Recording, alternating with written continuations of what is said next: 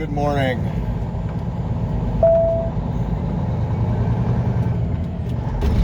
Turn left on Welcome I-80 West. to Infinity Highway.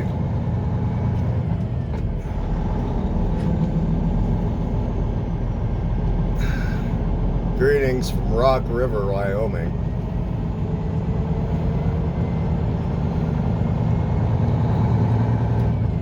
Just off the I-80 headed westbound.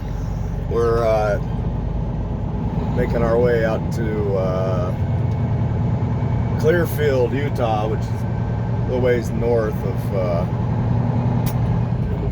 Salt Lake City.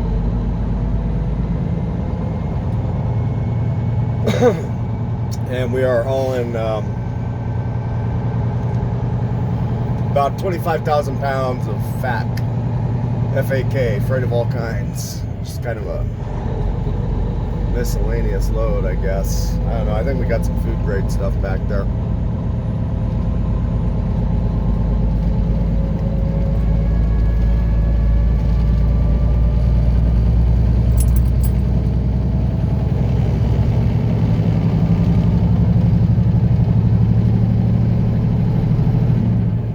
We are gonna make our way up over Elk Mountain here, hopefully without too much difficulty. I don't know, obviously we got a little bit of weather.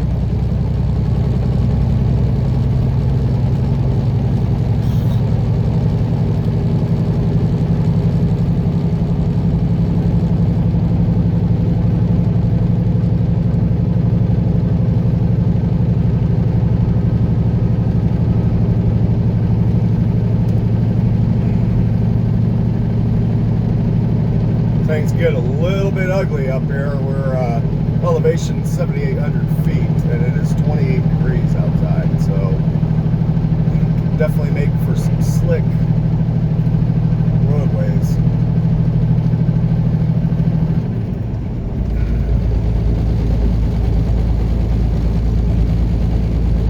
Today is Monday, November 28th, 2022. The time is 9:16 in the a.m. Mountain.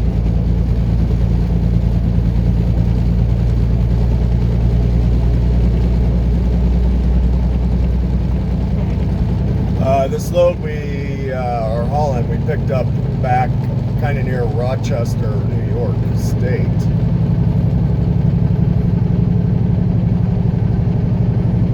It's a total of about 1,900 mile haul.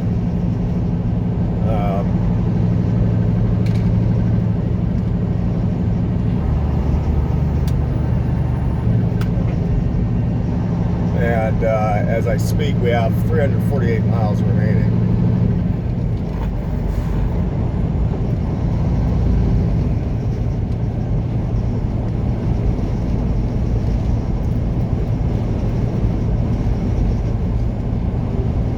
So anyhow, yeah, we had a little bit of excitement yesterday as we were making our way westbound here on I-80 out towards Laramie. We were in between Cheyenne and Laramie, and it wasn't snowing, but it was super windy. Gusts, I think, were in the 60s, 60 mile an hour gusts. And so what happens is it, blows all the snow from the shoulders up onto the roadway and makes slick spots. And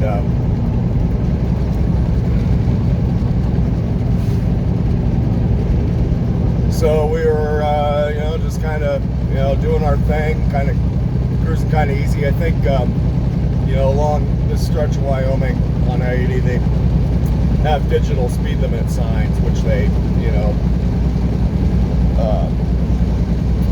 which vary, depending on the conditions. And the conditions we were going through at the very point that I'm about to talk about were down to 45 miles an hour. And so, I dropped down right around that range. And we were coming up to an area where up ahead, about half a mile ahead of me, there's kind of a bend in the roadway to the right. And I could see up there, we had already gone over a couple icy spots. And I could see up there where this bend was, there was an icy spot and there was a semi that had jackknifed because of it over in the median. No, Max, no, get out of there. Max, get out of there. And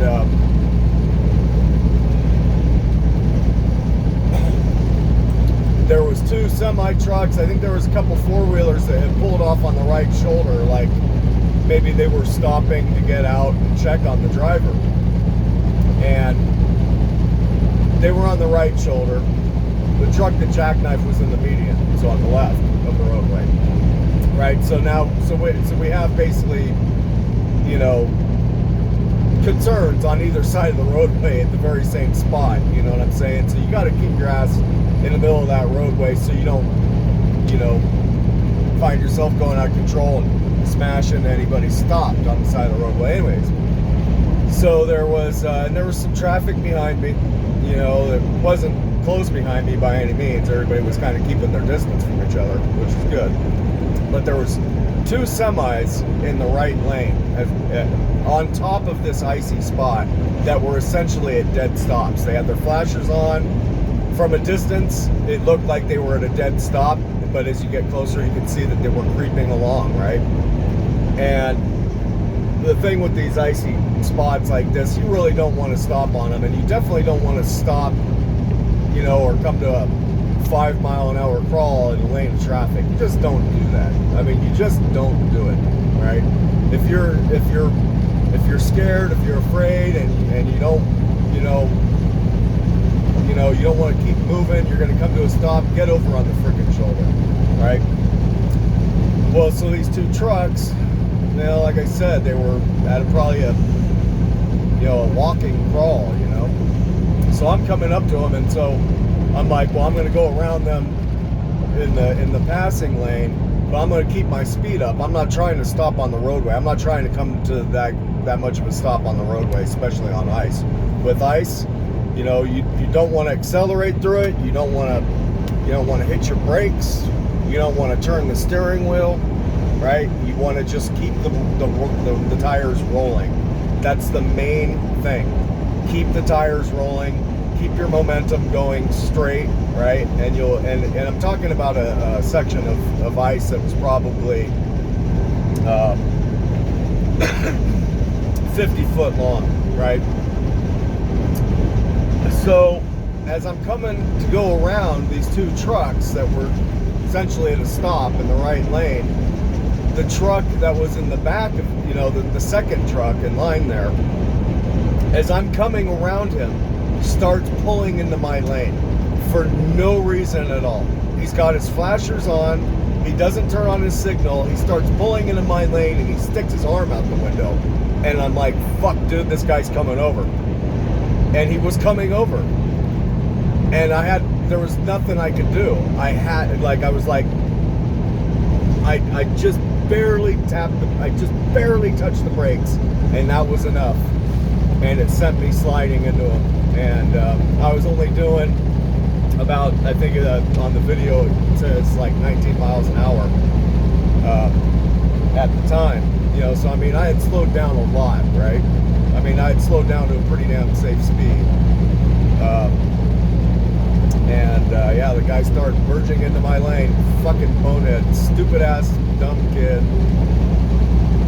And yeah, I had to tap the brakes, and it was just enough, and it started me in a slide. And basically, the cab of my truck, the tractor part, and the cab of my truck, we basically kissed into each other on his trailer, towards the rear of his trailer, and we came in like dead parallel to each other, right? So it wasn't like I came in at an angle on him, or a funny angle. We came in like dead parallel to each other, which is good, but it still caused damage. It collapsed my passenger side mirror, and it caused some really pretty minor damage to the back of the cab. Like one of the fairings broke off, but it's savable, and then one of the plastic fairings got shredded. I just ended up pulling it off and throwing it away. We'll have to replace that, and it caused some scrapes and stuff a couple small dents in the cab itself. So really, really minor damage. It could have been a lot worse. But the thing is this kid driving this truck, no reason whatsoever at all, period, no reason at all to come over into my lane, and he did. I just don't know what he was thinking. I really don't. You know, but so we ended up, you know, so like it happened, and he kept rolling, right? He kept going. I had come to a complete stop on the ice, right? You don't want this. You don't want to be at a dead stop on the ice like that.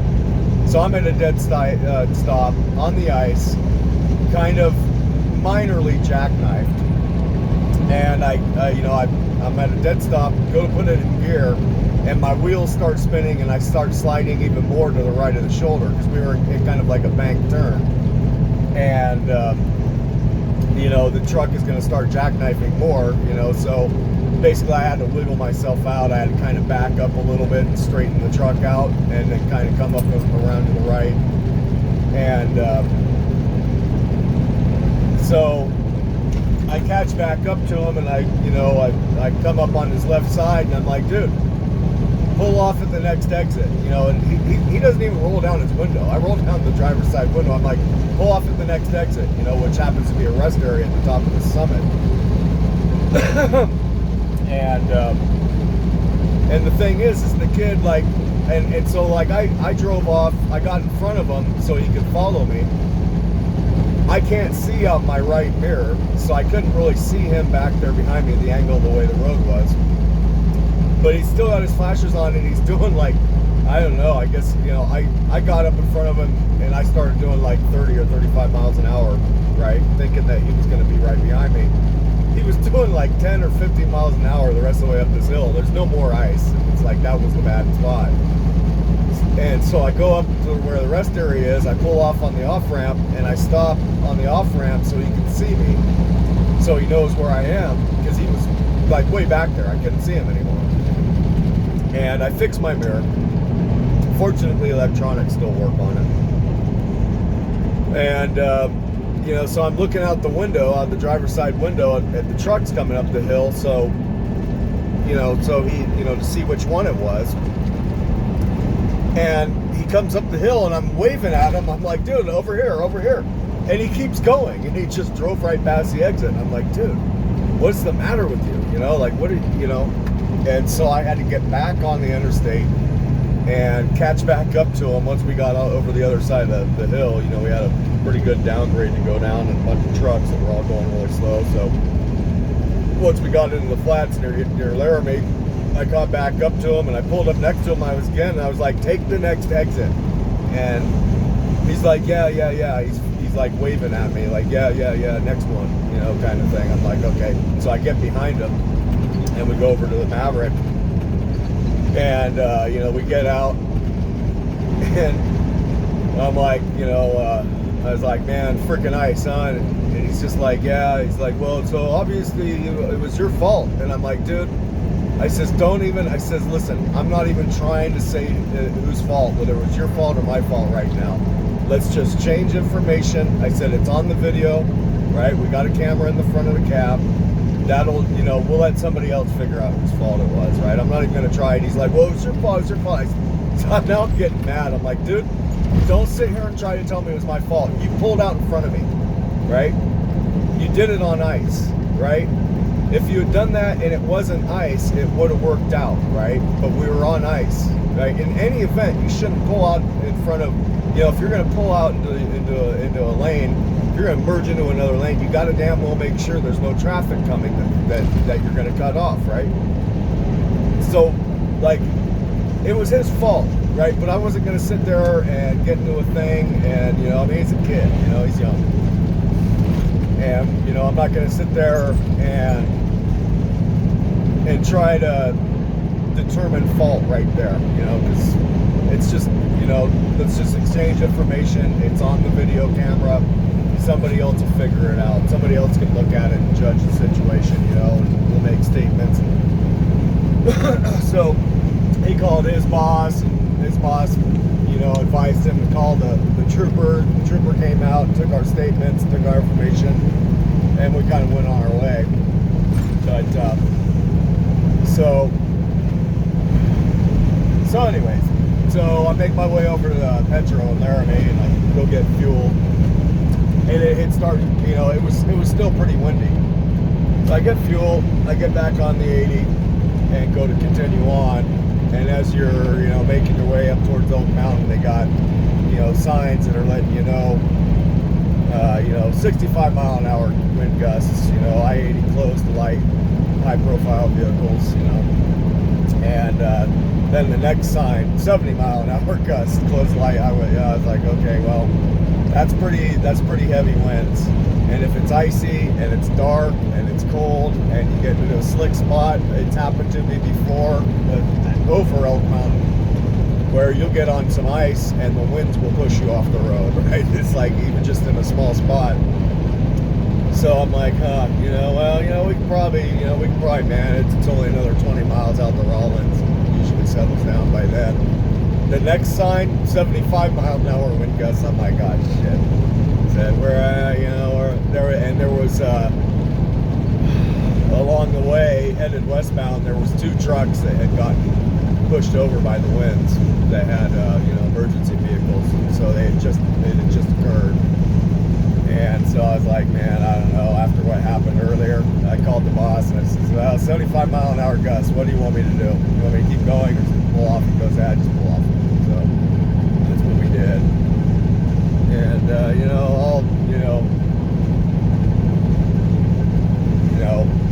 we could have kept going.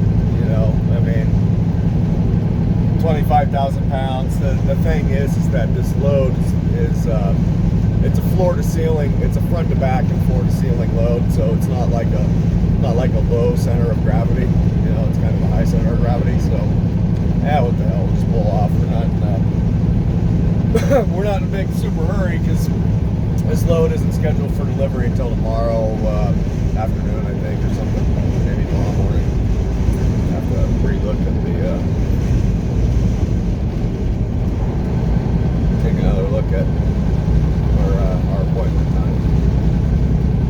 So we just pulled off back there. Boy, I'm telling you, even just pulled off on the off ramp where we were. We found a pretty good spot actually. Boy, that wind was fierce. I mean, it was really kicking. It was really, really kicking. Makes you nervous even just, not moving, makes you nervous.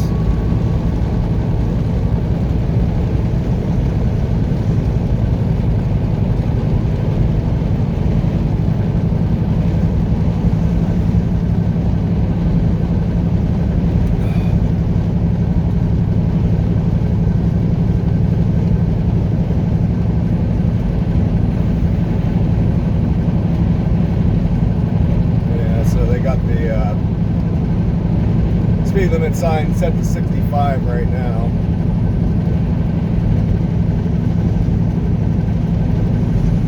Probably got, I think the sign that went past just a minute ago said like 50 mile an hour gusts, so not too bad. Just gotta watch out for them icy patches, I'm telling you.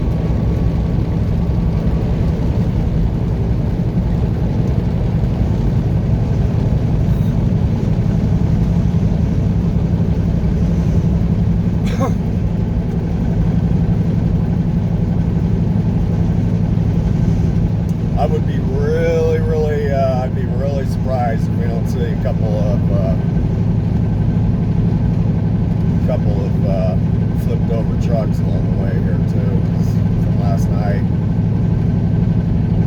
Pretty surprised. We didn't see two back there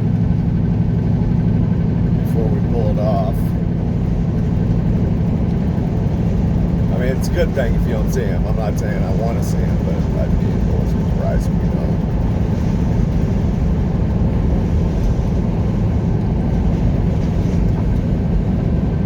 I mean, ideally, you know, if you're going to drive through something like that, you want to have like 30,000, you know, minimum. You got anything less than 20, definitely don't do it. You know, between 20 and 30, it's kind of a toss-up. It's kind of a flip of a coin.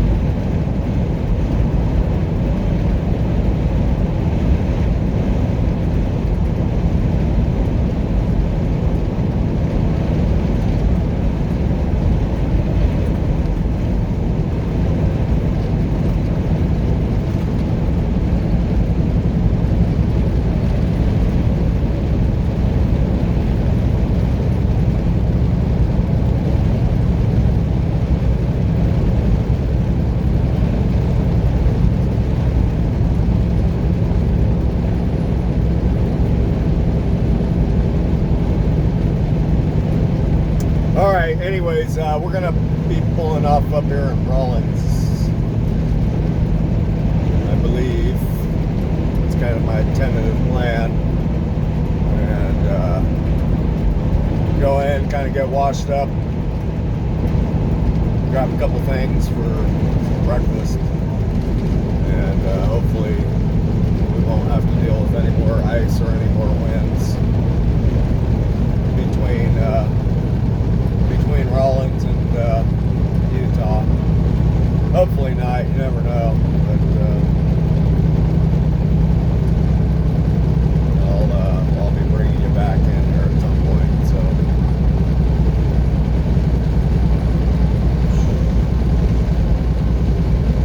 Yep, we'll see you in a bit.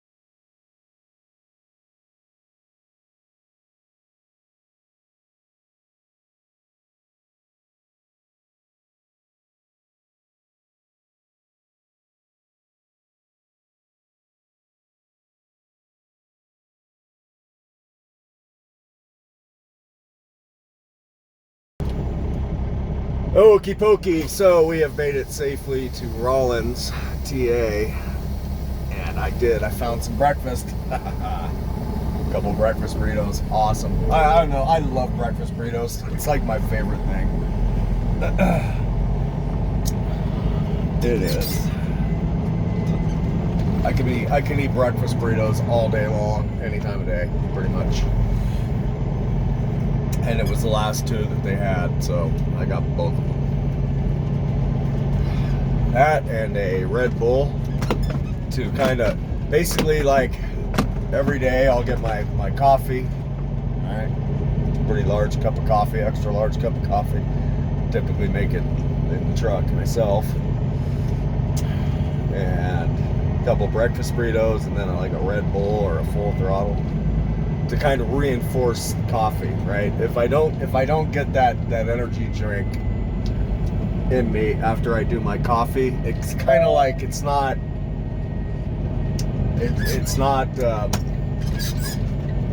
as effective, you know, the coffee. I've got to get myself an energy drink following it, which obviously can get kind of expensive. I mean, Jesus Christ, these freaking energy drinks are just off the chart. Especially Red Bull. That's why I've kind of gone back to getting full throttles, because full throttles are only like, whatever, $3 or something.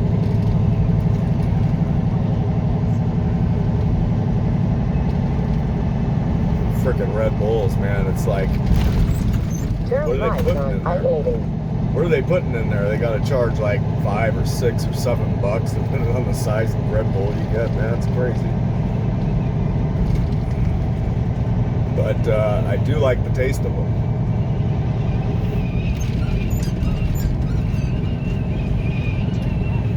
Turn left on I-80.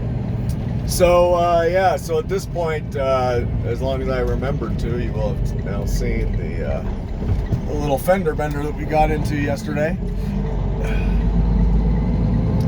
Like I said, that kid, I don't know what he was thinking. I mean, there was no reason for him to get over into my lane at all. There just wasn't. There was nobody even in front of him. Like, that's the nice thing about having cameras, you know, forward-facing cameras, is because your memory isn't exactly precise, especially in a situation where, you know, it might be a little stressful, you know.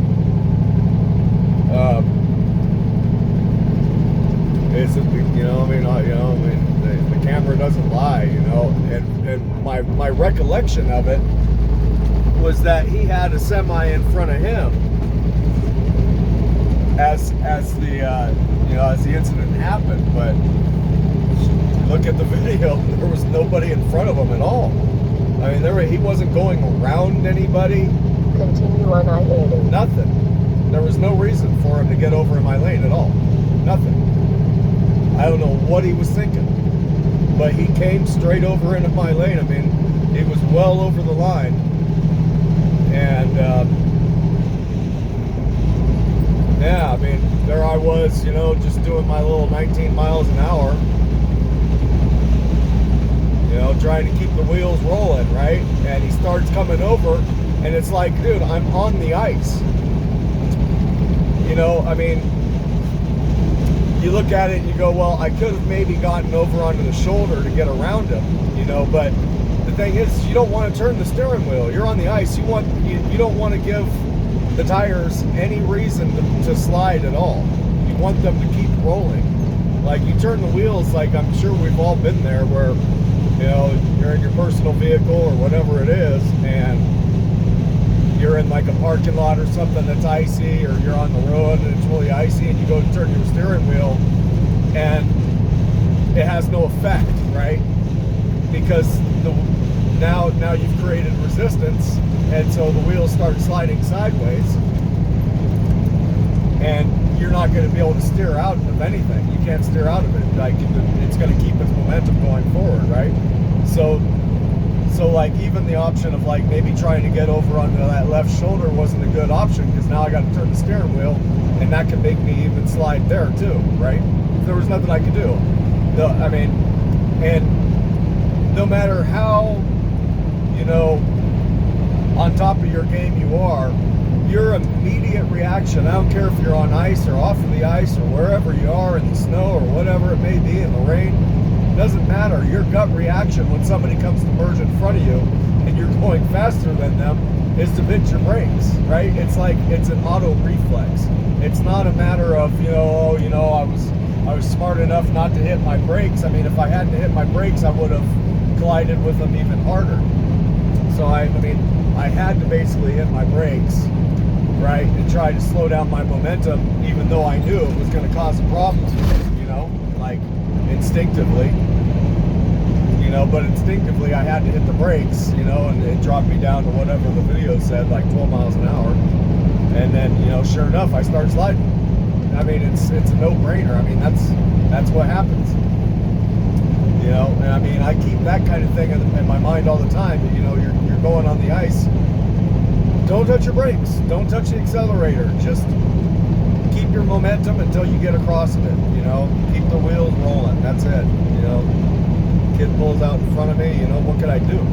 There was nothing I could do. There was no like correct way to deal with it, really. You know, I mean, we were that close to him. You know, it's like, on those videos, they got that wide angle, kind of fisheye angle, and so things look farther. It's like your mirror, you know, it's like your passenger side mirror, and it's kind of like a fisheye to it, and it, you know, objects in mirror may be closer than they appear, and it's the same thing with the video. So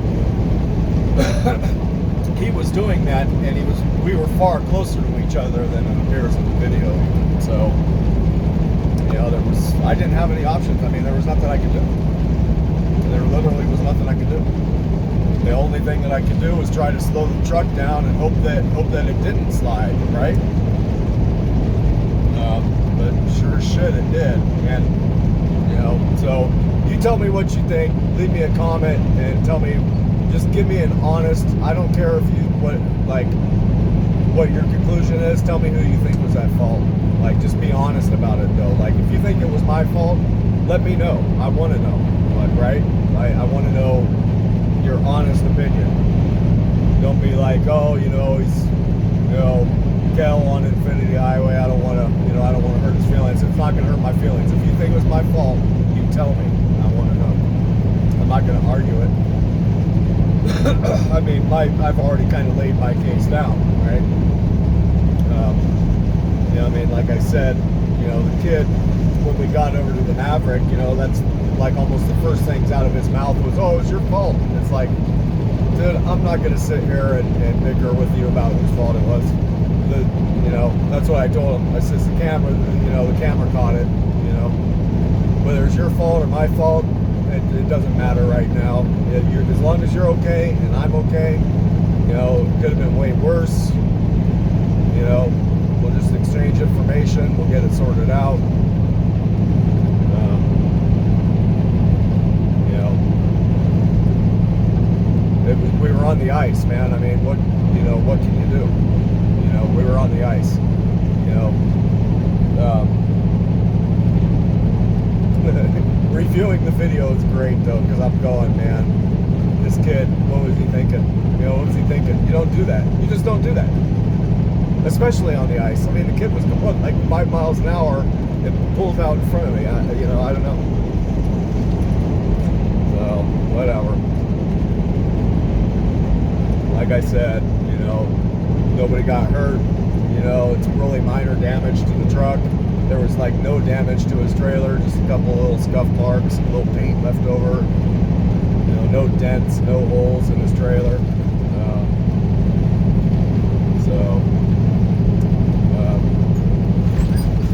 Whatever, I guess, you know, it's just the luck of the draw. That's what happens.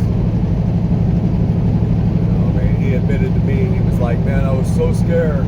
It's like, right, you know, that's, you know, when you're, you know, really scared like that or whatever, and you're in conditions, man, maybe it's not a good thing to keep going, dude, because you can cause accidents because you're afraid, you know, to do what's necessary to safely operate your vehicle, you know, like, you know.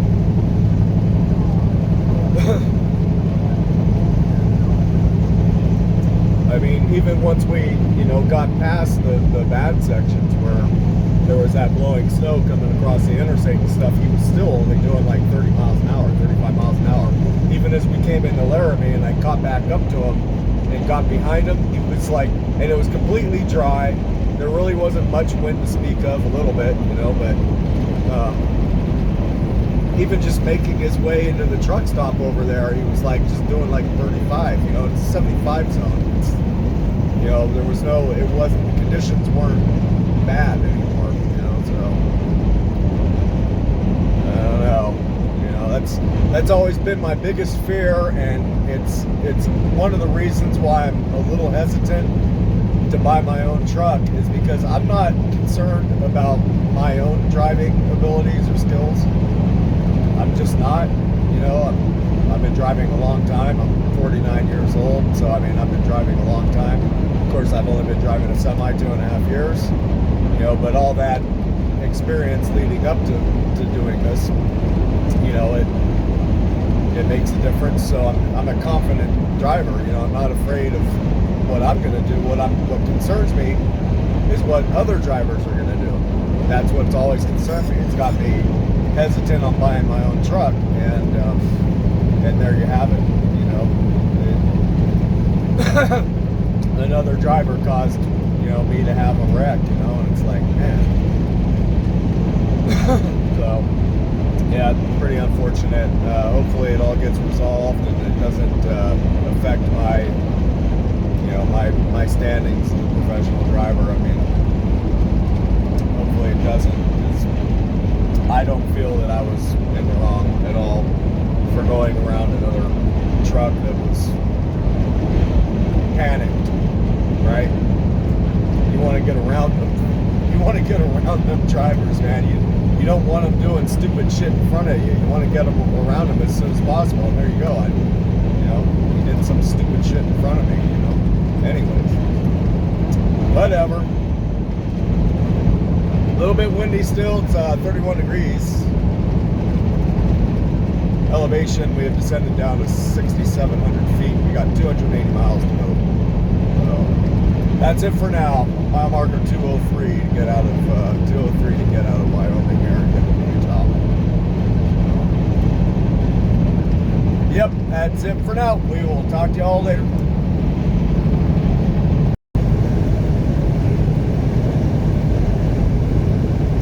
Yep, okay, welcome back. We have just went past Little America over here. We're still in Wyoming. And yeah, things are getting a little bit more slick out here. 27 degrees outside, so that's not a good thing. Elevation about 6,300 feet. And I think we got about 60 miles or so to the state line in Utah.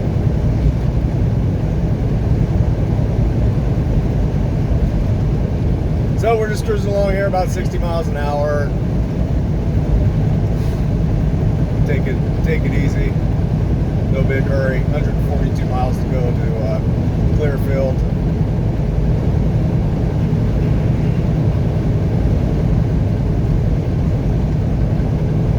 Yeah, snowing. Just it's not so much that it's snowing. I mean, it is a little bit, but it's mostly the wind kicking up that snow off the shoulder up onto the roadways. It's amazing how slick that stuff can get when it starts building up. We're just gonna take it cool.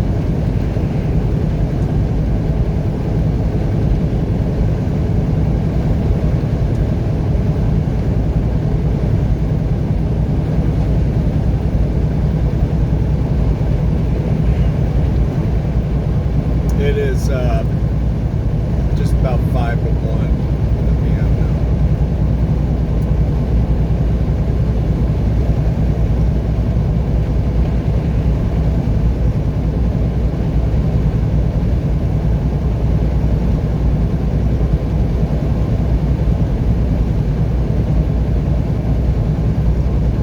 Do the best we can not to have a reoccurrence of what happened yesterday, of course.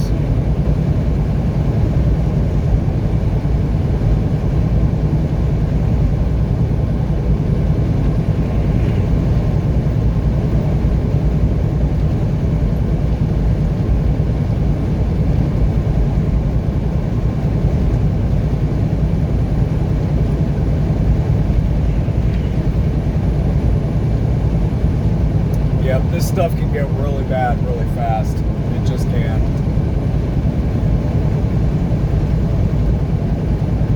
That wind chill,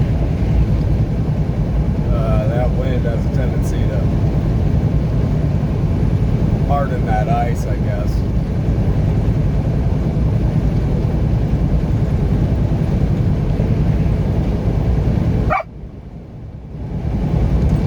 Max says, yeah. He doesn't want to crash into anything either. Nope, Max get done. So when we collided with that truck trailer yesterday, it freaked him out. I mean, I was fine. Like I'm not shook up by it. I wasn't shook up by it. Shit happens, but boy, he was shook up.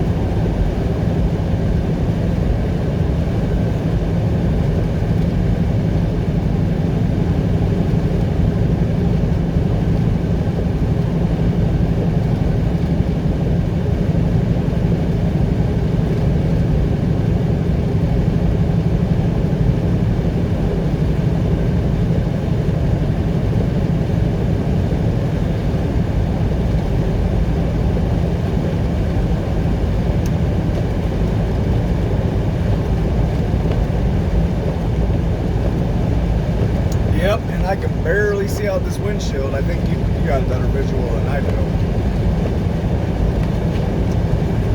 It's pretty bugged up.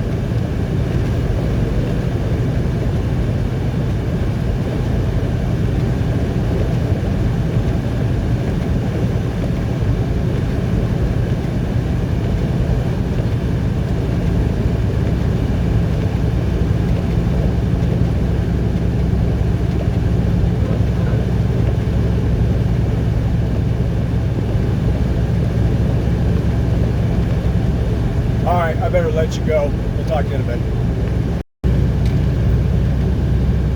Yeah, so here we are. Welcome to Utah. You know, I guess that's what they say anyhow. And the conditions have not improved, and from what I understand, they're not going to improve. It's actually gotten worse. And it sure has. And you know, the fact that there's snow and ice on the roadway isn't my biggest problem right now. My biggest problem is being able to see out the fucking windshield. There's like nothing I can do to keep this windshield freaking from obstructing my vision. You know, the visibility is screwed. I just actually pulled off about 5 minutes ago and hopped out, wiped it all off, cleaned all the ice off the windshield wipers, and here we are again. Just can't see up the damn thing, and I don't know what to do about it. Defroster's on full blast, full heat, nothing. Looking over at some of these other truck drivers, the ones who are going faster, the ones who are able to get through this, and I look at their windshields, and their windshields are like absolutely clean. So I don't know. What the problem is here. It's definitely a problem.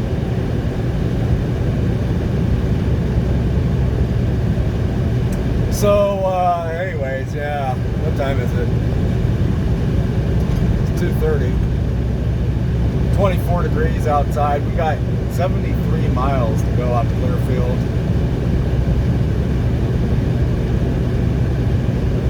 And we're just kind of moseying along here about 45 miles an hour.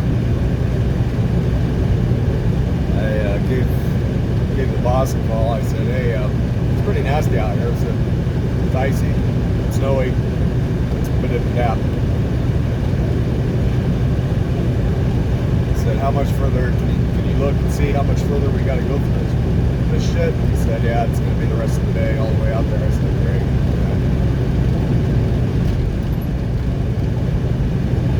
We should not have pulled off last night. We should have fought our way through the wind, and we would have avoided this.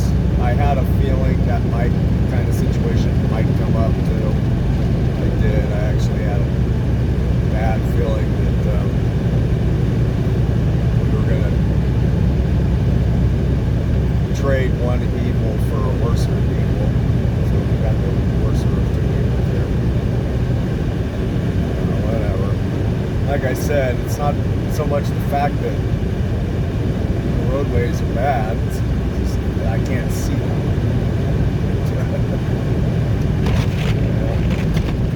Neither can you, oh Jesus.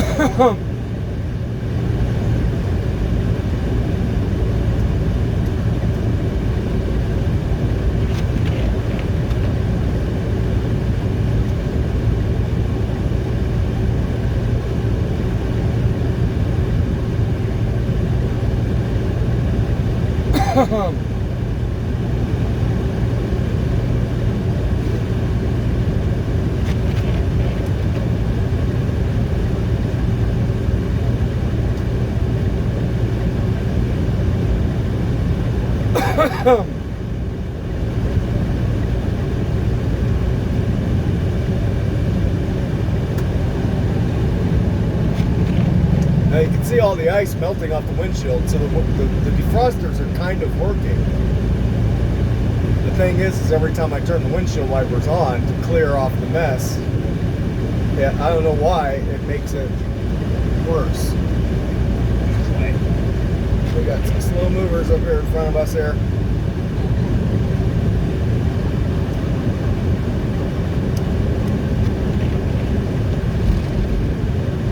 Yes, we do.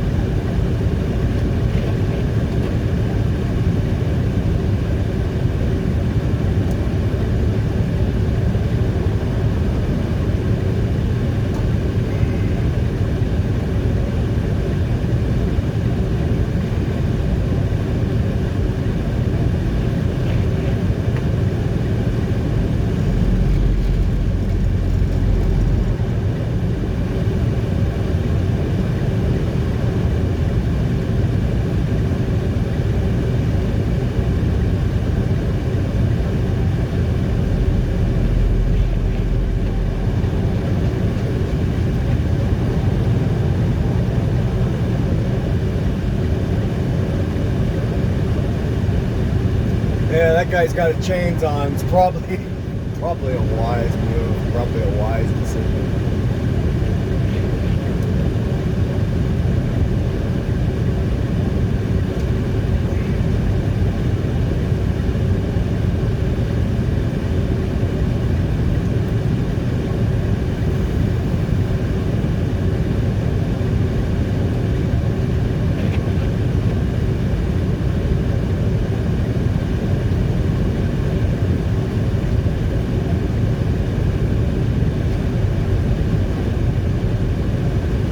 Come on, engine brake, kick in. There we go.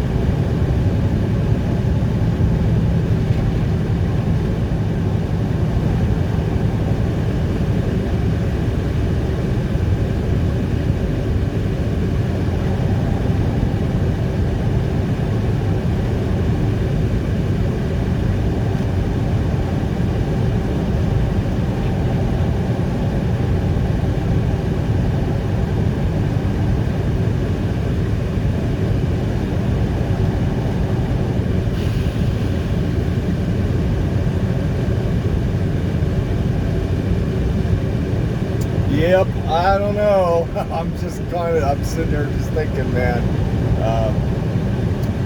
I don't know. I'm getting close to calling it.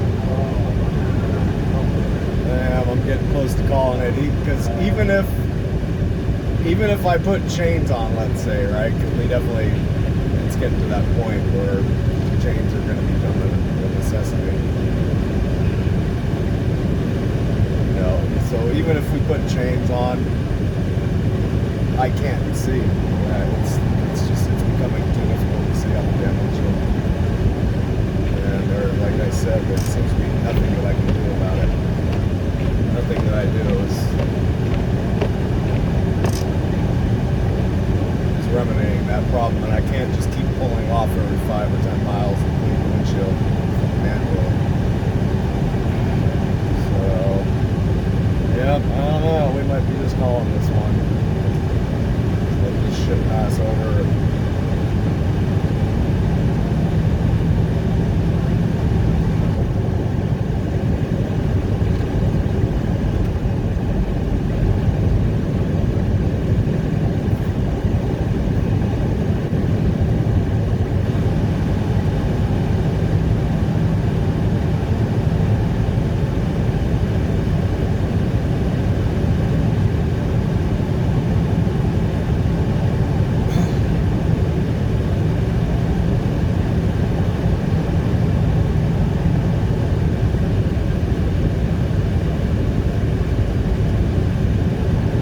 Yeah, so that guy right there, he's passing us. His windshield is absolutely clean. It's absolutely clear.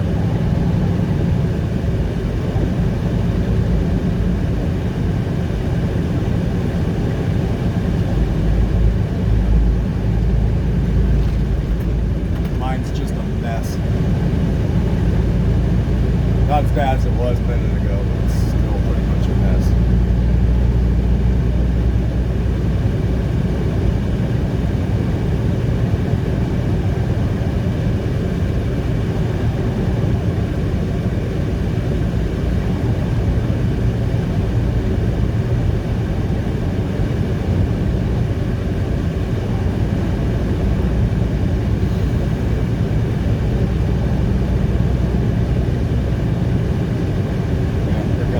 Truck about to pass us, and his windshield's totally clean too.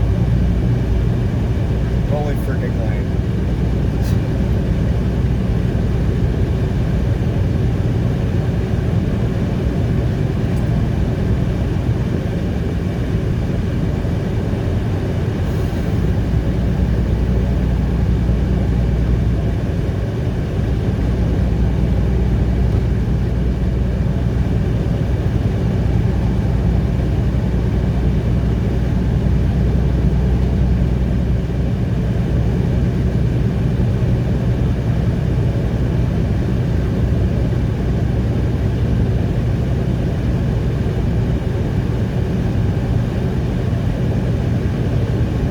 All right, gotta let you go. See you somewhere down the road. All right, look at this, huh? Amazing. This is like the best thing I've seen all day is relatively clear roadways. Yeah, so we're over here on the I-84 headed westbound. We got about 2.5 miles to our junction with the I-15 where we'll be running southbound. And then looking for, I think there's a Maverick up here or something like that off the I-15. Down there near Clearfield that we can pull off into, and we'll be camping out there for the night, I think. It is 4:02 now, 31 degrees. That's outstanding. That's much better than 22. Elevation about 4,400 feet. We've got 12 miles to the receiver. So we are, yeah, we're golden. Things got a little bit nasty again. I think after the last time I brought you in, things kind of cleared back out as we were making our way out to the 84. We went through Echo Canyon Gorge. And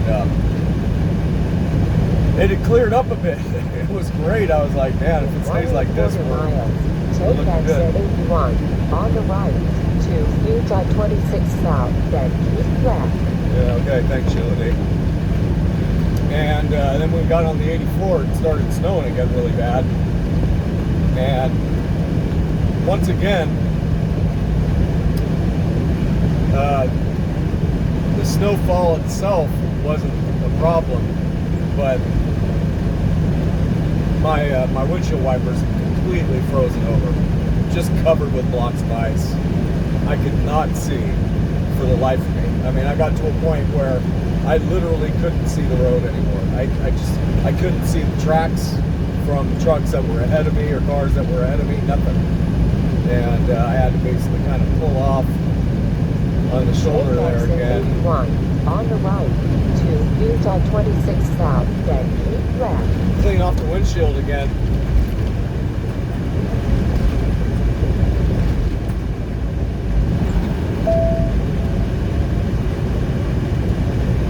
Keep left to Utah 26 South.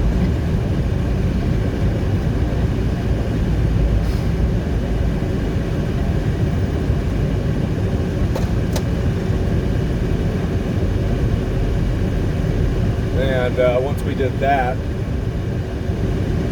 once I did that, 3/4 of a mile, take the ramp on the right to I-15 South. I was reasonably able to see again. So we kept on going. Still snowing and stuff, and came across about a 10-car pileup, which amazingly enough, there was no traffic.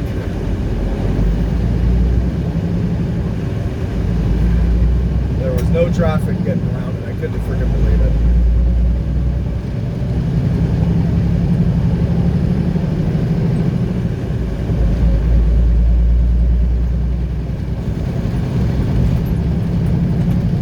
So that worked out reasonably well, and after about another 5 miles, the snow stopped falling, and here we are.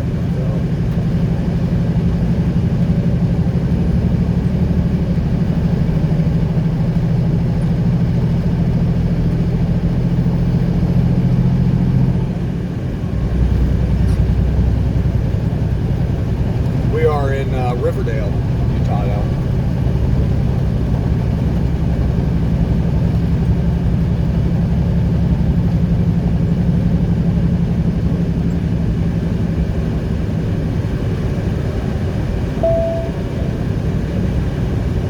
Take the ramp on the right to I-15 South.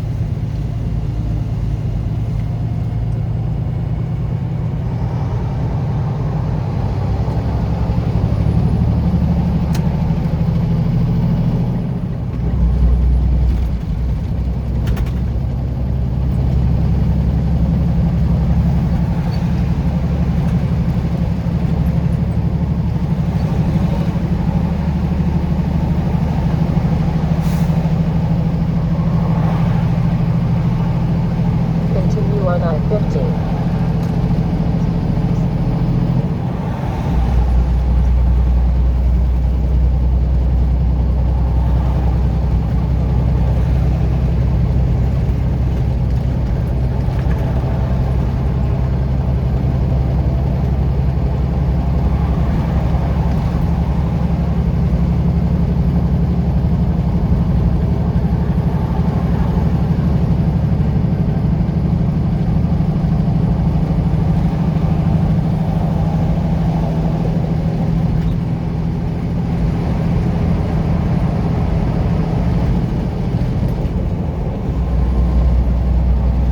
We'll see you at the Maverick. All right, well, I changed my mind. Yeah, I changed my mind. Not because there wasn't a Maverick, or not because I didn't want to go to the Maverick. It was because, well, there wasn't one. So we're running straight over to the receiver here. Actually, you know, this might be...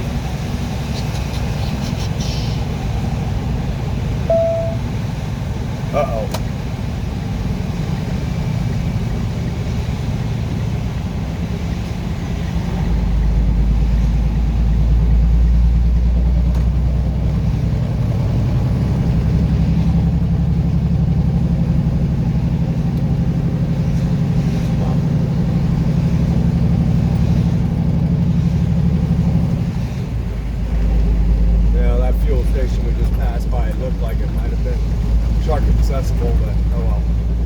we're just heading straight to where the receiver is, and we'll see if we can just camp out on their lot overnight. I don't know.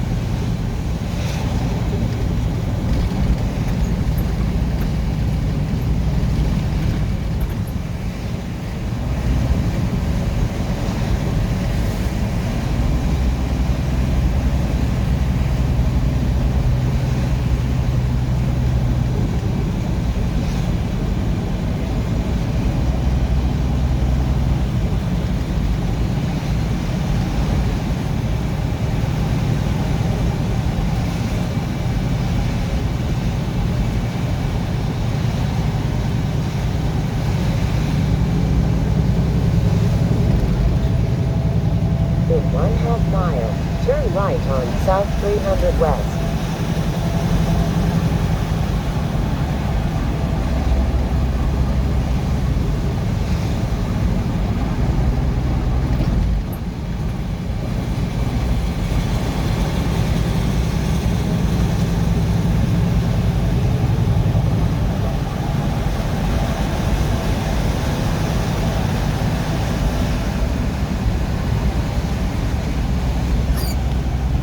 Turn right at the traffic light. Wait a minute.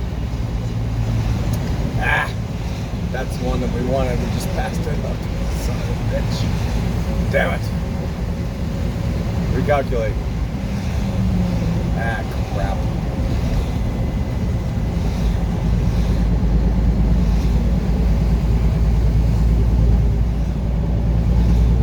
Son of a bitch. In 1/2 mile, turn left on South 1000 West.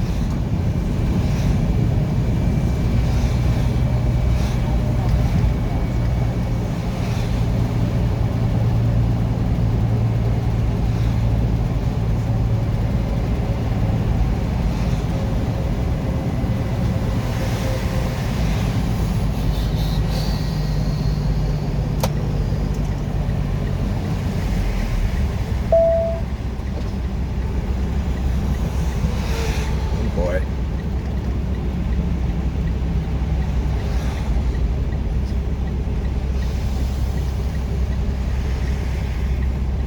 Not sure what we're getting ourselves into here. Turn left at the traffic light.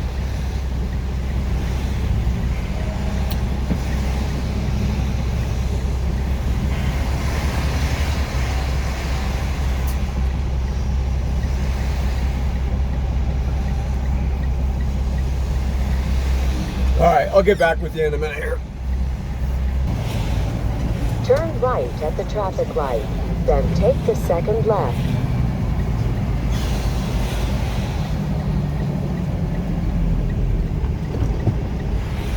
There we go. We have arrived at the center where the receiver is.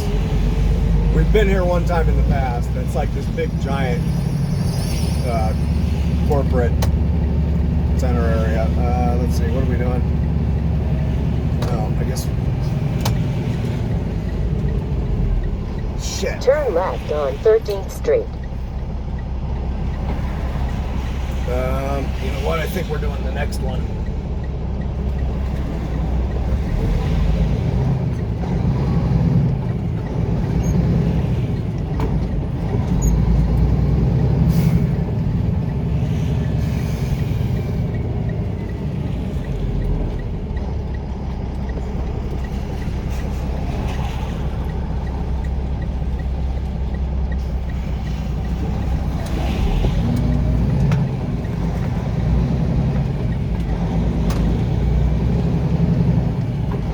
In 1/2 mile, turn right on B Street.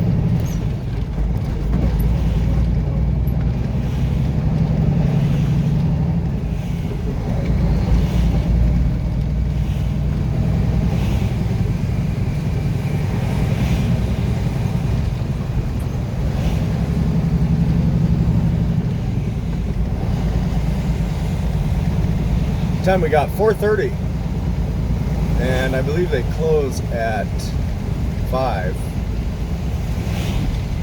So we might be able to get unloaded.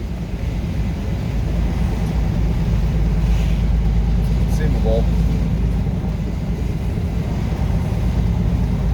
God, I wish I had a clean windshield. I really do. Turn right on B Street.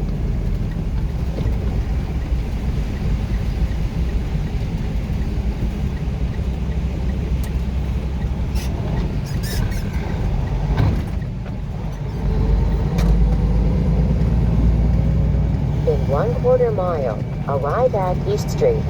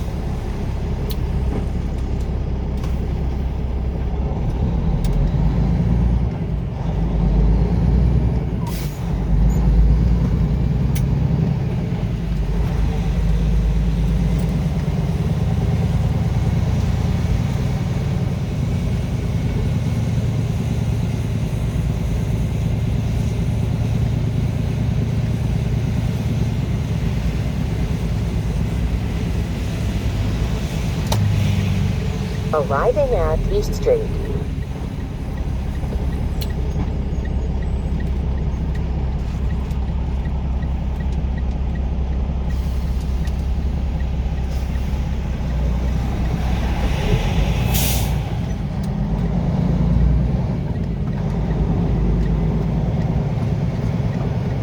Yep, this is the joint.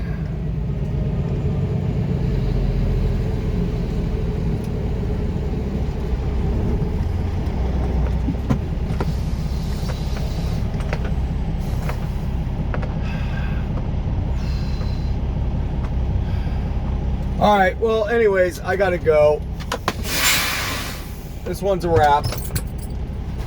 We have arrived, etc., etc., etc., safe and sound. So, hope you all are doing well. Thanks for watching Infinity Highway. We'll see you all somewhere down the road. So, take care. Bye.